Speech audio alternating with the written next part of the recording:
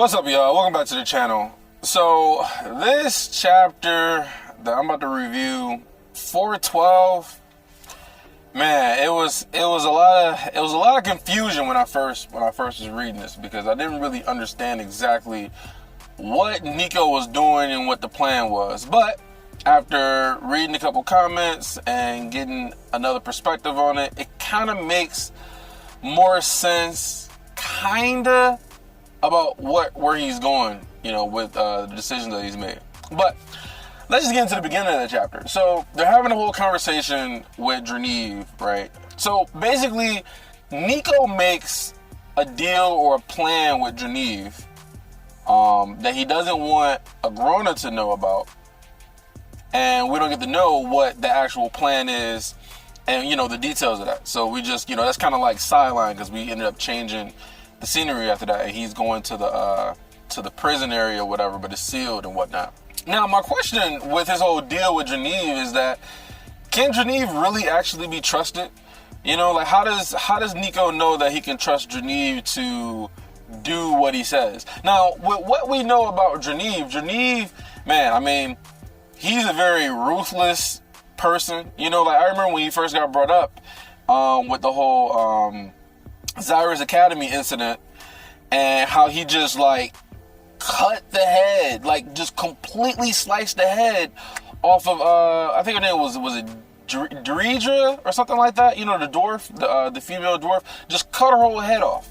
And then with the other dude, I forget his name, but the gravity dude who likes to use gravity, he ended up just inflaming his whole body, and he ended up dying from his injuries, and like broke his whole leg. Like he just fucked them all up.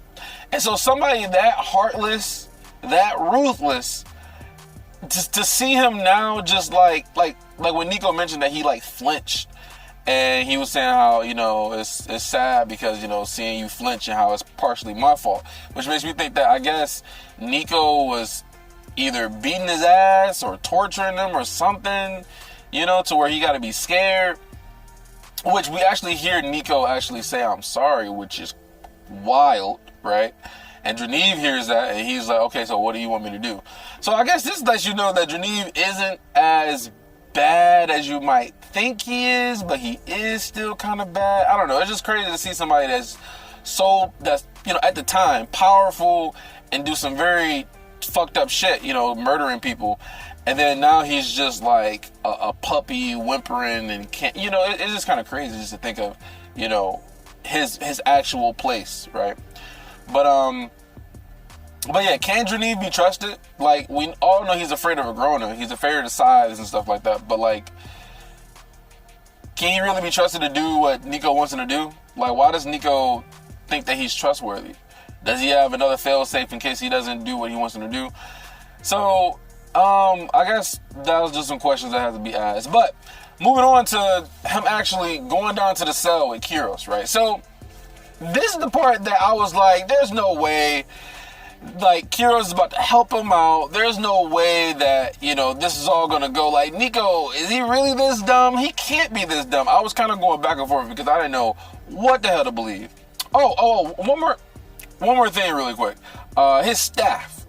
I think it's just a big plus that Nico made his staff, and his staff is basically a quadra-elemental mage. Basically, he can manipulate all four of the elements to the point where he can specify how powerful he wants a certain element to be, or a combination of elements, to be able to unlock the door to get to the prison area. Like, I'm just like, that's a big plus. That's a big plus for him. I mean, as far as like his creative abilities, being able to create artifacts, like that's even the artifacts that he made for Kiros, which I'm gonna talk about in a second. Like, I mean, yeah, we're just giving pluses to Nico with these artifacts and the things that he's able to create. So we're tapping more into his creativity that he had back on Earth in his previous life. So that's actually finally getting brought into the forefront. Now with the whole Kiros situation, and having to get Kiros to think that his plan is for him to work with Cecilia to defeat Agrona.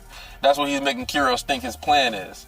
And so, I don't know, Kiros just kind of submitting and answering all his questions was a little surprising to me, because, you know, the whole sovereign pride type of thing, like, I'm a god, you know, you're just a lesser, you know, he even talked about it a little bit in the beginning, like, how dare you talk to me that way, and then he just kind of like, I guess, I'm just, you know, in chains. And then also really quick too, just the fact that he was like, oh yeah, he doesn't look as intimidating when he's in the chains and stuff like that. And in the back of his mind, he's thinking like, well, Gray could look intimidating in chains. It just made me think about just, man, like his infatuation with Gray, inferiority complex, intimidation, fear, whatever you want to call it, man. It's just kind of funny. I just think it's funny. So I guess Cecilia's coming because they set the artifact to detect when somebody's gonna be coming, and so he's just like, okay, I'm gonna get you out of here.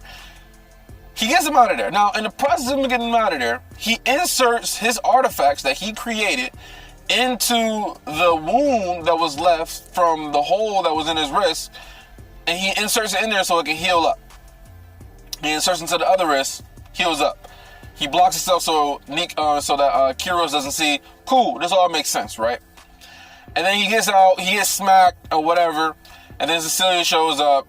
And what I found to be surprising is that immediately Kiros is thinking like, okay, if I bring your head to Kez's, you know, Lord Indrath, like he still has respect on, you know, Kez's name, call him Lord Indrath. So if he brings Cecilia's head to, you know, Lord Indrath, that, you know, he possibly could get let into Epheotis, which makes me start to think that he doesn't consider, even though he's been in Alacria for all this time, he doesn't really consider it his home. Like, he still wants to get back to Epheotis, right? And then his immediate thought is Kez's, so he's kind of done with Agrona at this point, because he's thinking that if I could just bring you back to Kez's, I'd be cool. And so, I mean, even though he was kind of saying, oh, you know, please tell Agrona that I can do better, you know, in the beginning, now he's just kind of done with Agrona. Now, when it comes to the fight between Kiros and Cecilia, right? When he started to, you know, build up mana into his hand, and then it exploded, right? It exploded, and then, you know, Nico felt it, Kiros felt it, you know, he got pushed back. His mana exploded in his hands. Now, I was thinking that, okay, this is probably Cecilia, right? This is Cecilia who, you know, we know that she can manipulate mana and, you know, cause other people to stop being able to use their spells and whatever, because she just has a high control of mana. So I was like, oh, this might be her controlling his mana and then stopping it and causing it to explode. But no. My thoughts, based off of reading the chapter again, is that it was the artifacts that Nico made and put into his wrist. And so basically these artifacts made his mana control unstable, to where he couldn't control his mana anymore. So when he tried to build up mana, it exploded. And then remember, and it also said in there that he looked at his hands, right? He looked at his hand, but since Cecilia was coming after him so fast, he didn't really have time to really process what actually happened, and he just immediately had to, you know, continue on with the fight. And then also another part that it shows that he didn't have control of his mana is that when he tried to build up his mana again, because you can, like, I think Nico said that you can feel his mana, and it was starting to spill out of him. So his mana was spilling out of him as he was trying to, like, channel mana, you know, throughout his body or whatnot. Or not throughout his body, because it's automatically throughout his body. But trying to channel mana, it started to spill out of him. And Nico was affected by it, and he said that Cecilia wasn't. So that's just another fact that he wasn't controlling his mana. And this is all due to those artifacts. Like, once again, a big thumbs up and a plus to Nico making these artifacts. Like, you can literally make artifacts that can make it impossible for you to be able to control your mana. And so him doing that was the main reason that Cecilia was able to steal his mana in the first place.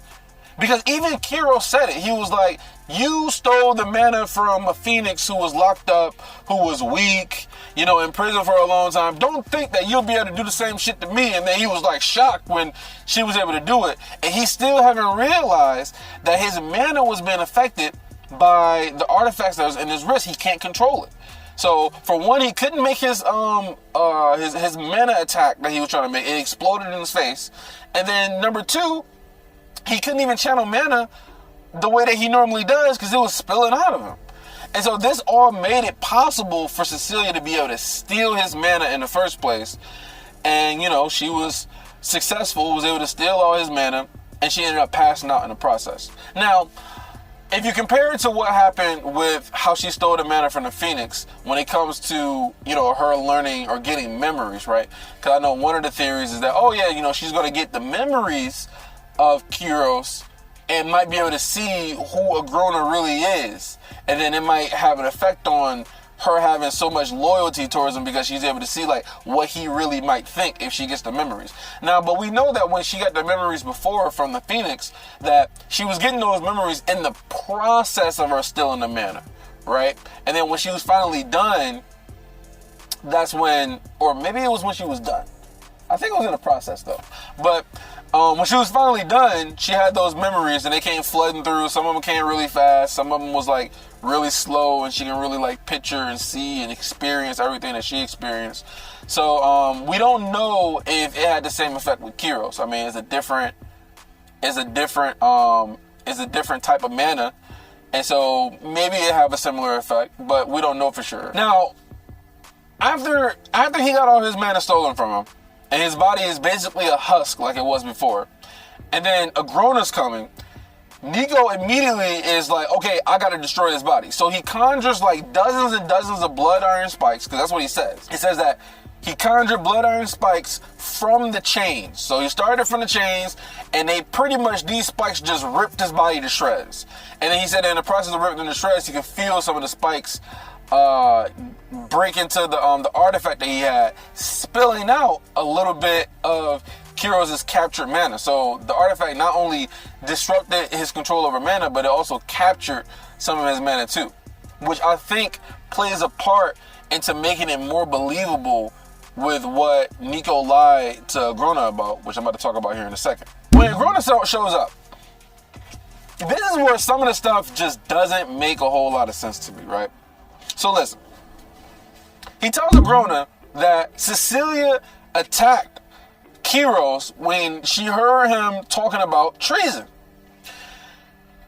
which will lead you to believe that Cecilia's the one that broke Kiros out of the jail, out of the prison.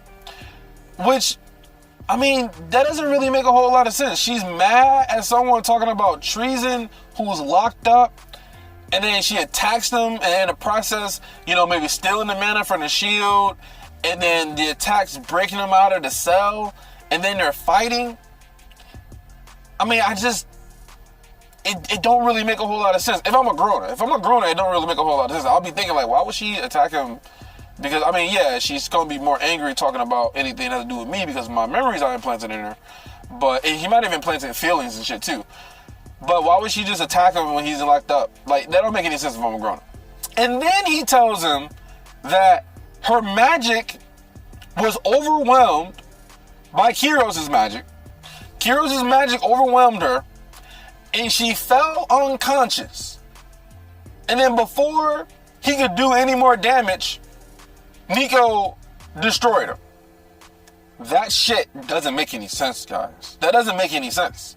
Now, if they had a fight, because you're assuming that she attacked him, broke him out, they had a fight, he overpowered her. If he overpowered her, how was she there without a scratch on her? You know, like, how was she just there and she didn't get injured not once? When Kiros apparently overpowered her, she didn't get injured? That don't make any sense. Why would she get injured? And then also, why would Kiros just stop? He would just stop and then make her, so what, she fell unconscious during the fight because what, she overused her mana or something? How the hell did she just fall unconscious during a fight? Unless she got her ass beat. But she doesn't have any wounds, so how is he believing that? It don't make any sense. Why would Kiros just stop after he is able to beat her, make her fall unconscious, and then he's just stopped? And then on top of that, him beating her, making her fall unconscious, and he just stopping, him being weak enough for Nico, pathetic Nico, in Agrona's eyes. In Agrona's eyes, Nico's pathetic. He's a dog. Pathetic Nico to be able to destroy Kiros? Even if it is a fatigued Kiros. He has little mana or whatever. Nico to be able to kill Kiros? To destroy his body or destroy him because he was still alive after she fell unconscious, so Nico destroyed him? That doesn't make any sense. And so I'm just like, if you're a grown-up, you can't believe this. But one of the reasons why he could believe it is because apparently, which I don't think Nico's ever done this before, apparently Nico is able to resist his mind control stuff that he uses to try to get the truth out of people. He's able to resist it by thinking really, really hard and concentrating on what he's saying. So that way it doesn't get shown that he's a lie, that he's lying. So he's developed this over the time, which, I mean, I guess it's kind of believable, you know? Like, I mean, he's got his memories back, so maybe he's just operating a little bit differently. So, like, I can kind of sort of buy it, right? But for a grown-up to be able to buy this story just because he thinks that he might be telling the truth because, you know, his abilities are so, you know, powerful and whatnot, that he's thinking there's no way he could be lying to me about it because I got my magic and stuff, right? I don't buy it, man. I don't think a grown-up's this, I don't think he's this naive. I really don't. But, on top of that, I think that, before Grona ended up picking up Cecilia and leaving, he also said that he looked back and he saw, like, the vestiges, the tendrils of Kiros' mana, you know, kind of fading away or whatever, which I guess will let you know that, you know, she didn't absorb his mana. Because he asked her if she drinks his mana, and he said no, concentrating and thinking about a different reality where she didn't do it, right? And if that was a lie, then he wouldn't have any mana left over, because he'd be able to sense it, and so he was able to sense his leftover mana vanishing as if a mage had died. So I guess that gave him further proof to believe that what he was telling them was the truth. But then, just like I said, it don't make any sense. If they fall, why would she just fall unconscious, and why wouldn't it be a scratch on her? That don't make any sense. Why would she attack him and let him out of the prison? Like that don't make any sense either. So I think that a grown-up is not going to really believe this shit, or maybe he might sort of kind of believe it, but he might be thinking, just in case he's lying to her, maybe he has some precautions set up just in case she actually did, and that Nico's lying and he's somehow able to resist him. But one thing we also know about the Asuras is that they underestimate the abilities of humans. And so that could be another part into it, to where maybe he could think that he's got all these precautions set in place. He's so smart to where he's thinking there's no way that someone could resist my mana, or, you know, XYZ. You know, so that could be also a big play too. But when it comes to the theory about why is Nico doing all this in the first place, what exactly is his plan? Basically, the theory is this. And it's kind of making sense to me too, by the way. So I'm starting to buy it too. His plan is to have her drink Basilisk's mana, which means that she'll have control over Basilisk's mana and Basilisk's mana arts, the same way she would have more control over Phoenix mana, you know, and their mana arts, right? So where she said that she felt like she can handle someone of the Phoenix race, you know, no problem, right? So maybe in return, this will give her the ability to be able to maybe sense the memories that were implanted that wasn't hers, that has like the basilisk mana in her mind that she probably wouldn't be able to sense before, and then will be able to remove those memories and actually get her real memories. And so I guess maybe she would know how to do this when she wakes up. But I would guess that when she wakes up, she will wake up near Agrona. Agrona wouldn't be far from her. But she would probably just ask her what happened, right? Would he just ask her what happened and then find out that Nico lied to him? But then again, if she wakes up and finds out that you know, she's able to remove her memories in the like maybe we get to her and she's like in a dream state and she's like removing the false memories from her mind and she's getting her real memories, and then she wakes up and then it's like, oh my God, like I'm finally know who I am now. And then Grona's around and she's just like, yeah, I can't trust this guy, and you know, I gotta lie to him. And then she can actually lie to him, and his mana won't affect her as far as like trying to find out whether she's telling the truth or not. And then that could be a way that she can kind of get out of all of it. So where he asks like, so what really happened? But then again, would she even know the story that Nico gave to even match up with the story that she could potentially give to him? To where he'd ask her like, oh, so what happened? And she's just like, oh, well, you know, I defeated him or something. Like, I don't know. You know what I'm saying? So I don't know, but it makes sense. It makes sense as far as Nico having that plan. Because remember, Nico wanted her to drink from Basilisk's mana back when she first absorbed from the Phoenix. And then, you know, Grona was like, no, you're not going to do that. You know, I have other plans for Kiros. He like shut that shit down immediately. Like, no, that's not happening. So maybe that could be the reason why he was like that, because he didn't want her to drink from Basilisk's mana because it would interfere with his mind control, his memories that he's implanting, his mana arts. So on Nico's part, it's kind of genius, but then it's also really, really risky as well. I mean, all this shit is really, really risky too. But then he's also got Draneeve doing some other shit too. So he's scheming, and I think it's cool that he's scheming. But overall, though, I like this chapter, even though I was disappointed that we didn't continue in the Relic Tombs. But I like this chapter because it gave us more progress in, you know, the story. Like, we got more progress in the story. I really want this whole memory shit to be over and done with. I'm tired of Cecilia being used as a tool just to be able to have a Grona do all the shit that he wants to do. Like, it's just whack. I want to get to know the real Cecilia, how she's really gonna feel, how she's really gonna act, how she's gonna feel when she finally meets Arthur and she has her memories back, right? And like, I just want to get all that shit I wanted to get like over and done with, you know. So, but we can't get there until she actually has her own memories. And so, because like I said, she's a totally different person now. These memories, she's a completely different person. So yeah, so I like the chapter on that aspect, to where maybe potentially we can get closer towards getting the real Cecilia. And then Nico's, you know, scheming to get to where he, you know, to get from underneath the Grona's control, right? So I thought that was really cool. I guess another note I would say too is that I was kind of surprised at the drawing that Toteمی made, or, you know, decided on for the way Kiros' look. I didn't really expect for him to look that way. He looks more like a ogre type of beast thing. I don't know. So I was kind of surprised about that. But it's cool getting like some of these like images and stuff to kind of go along with what you're reading. So I think that's really cool.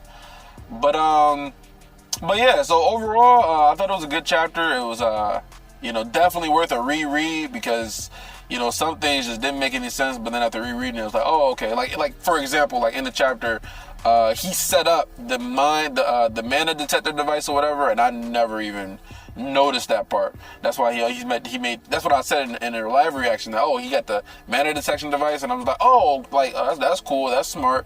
But he set that shit up, and it was in the chapter. I didn't even notice it. So yeah, so that was cool, man. I did the poll I want to know what you guys might have thought. You know, do y'all think that it's going to work? That his actual plan is going to work and she's going to get her memories back? And most of you said no. I mean, it's still kind of close, but most of y'all said no. My prediction is I don't think it's going to work. I don't think it's going to work. I just don't. I don't think it's going to work the way that he thinks it's going to work. And I think that maybe in the future she could potentially get her memories back, but I don't think she's going to wake up and like have her memories. I think this is going to backfire on him, actually. I think this is all going to backfire on him, and I think he might get fucked up. But then again, we don't know what his plan is with Draneeve, so maybe that might change some things. But overall, like I said, I like the chapter. Again, looking forward to the next chapter. And I'll check you guys out when that gets released. Peace.